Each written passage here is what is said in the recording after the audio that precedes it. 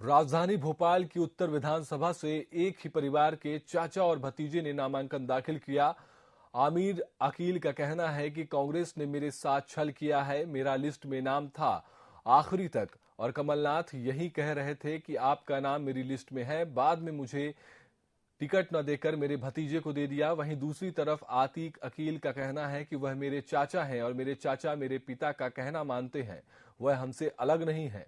बता दें कि आमिर अकील ने निर्दलीय फॉर्म भरा है और आमिर ने जनता पर भरोसा जताते हुए चुनाव जीतने की बात कही है। उस सर्वे के अंदर आप लोग भी भली बात जानते हैं, भास्कर ने तो छापा भी था कि आमिर अकील का नाम सर्वे पर ही है और उसके बाद भी मेरा टिकट नहीं मिलता तो यकीनन कोई ना कोई प्रेशर रहा होगा पार्टी के ऊपर जो उन्होंने मेरा टिकट काटा। और मैं 30 साल से लोगों की खिदमत कर रहा हूं तो फिर क्यों ना जाऊं उनके बीच में, क्यों मुझे अपने आप को अलग कर लेना चाहिए।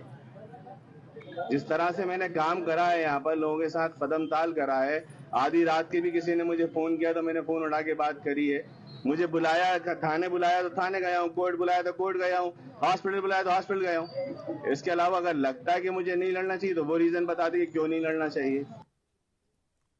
मैं कांग्रेस पार्टी के नेतृत्व का आभार व्यक्त करता हूं कि उन्होंने मुझ जैसे छोटे से कार्यकर्ता पे इतनी बड़ी विधानसभा पे प्रत्याशी बनाकर भरोसा जताया है। मैं उनके भरोसे पे खरा उतरूंगा, यही वादा आपके माध्यम से। भोपाल के गोविंदपुरा विधानसभा सीट इन दिनों चर्चा का विषय बनी हुई है। कारण ये है कि पिछले 40 सालों से अधिक समय से भाजपा का कब्जा है। इस बार कांग्रेस ने यहां युवा तुरुप रविंद्र साहू को मैदान में उतारा है। रविंद्र सामाजिक सरोकार के साथ वापस अब जनता के बीच चुनाव लड़ रहे हैं, लगातार जनसंपर्क कर रहे हैं और जनसंपर्क कर उम्मीदवारी को लेकर रविंद्र साहू से खास बातचीत की हमारे वरिष्ठ संवाददाता प्रिंस गुप्ता ने। हमें भोपाल की गोविंदपुरा विधानसभा सीट पर जहां कांग्रेस ने रविंद्र साहू झूमरवाला को उम्मीदवार बनाया है, वो प्रचार कर रहे हैं और जनसंपर्क कर रहे हैं, लोगों के बीच जा रहे हैं, आशीर्वाद ले रहे हैं। हम उनसे बात करते हैं कि किस तरह से उनको ये उम्मीदवारी को लेते हैं। आपको उम्मीदवार बनाया है कांग्रेस ने और गोविंदपुरा जो विधानसभा सीट है वो पारंपरिक भाजपा की सीट है, किस तरह का टास्क इस बार आपको?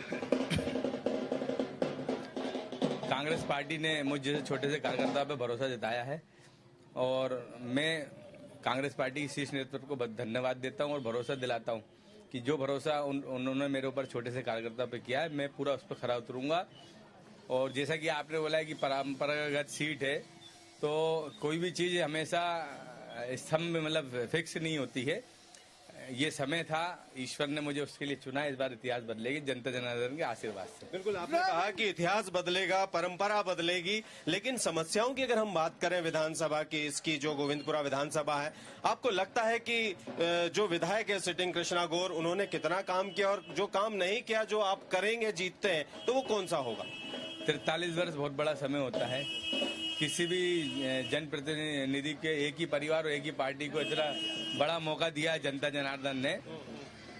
एक सरकारी स्कूल तक नहीं बना सही, बाकी विकास तो बहुत दूर की कहानी है।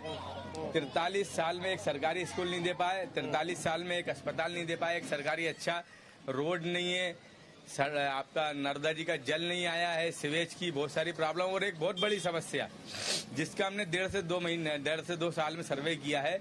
10,000 युवा इस क्षेत्र के बेरोजगार, जिसका डाटा मेरे पास, आप मुझसे कलेक्ट कीजिएगा। तो इतनी सारी समस्याओं को लेकर हम जनता के बीच में जाना है और जनता का अपार समर्थन हमें मिल रहा है। वो कह रहे हैं कि इस बार परिवर्तन जरूर करेंगे। तो ये तो थे रविंद्र साहू, जिन्होंने कहा कि गोविंदपुरा जो विधानसभा क्षेत्र भोपाल का, उसमें हम निश्चित ही कुछ बेहतर करेंगे और अब तक जो काम हुआ वो नाकाफी है। परंपरागत सीट भले ही भाजपा के पास ये रही हो, लेकिन अब इस बार वो बड़ी जीत हासिल करेंगे। कैमरामैन सतीश गुप्ता के साथ मैं प्रिंस गुप्ता, TV 24 भोपाल।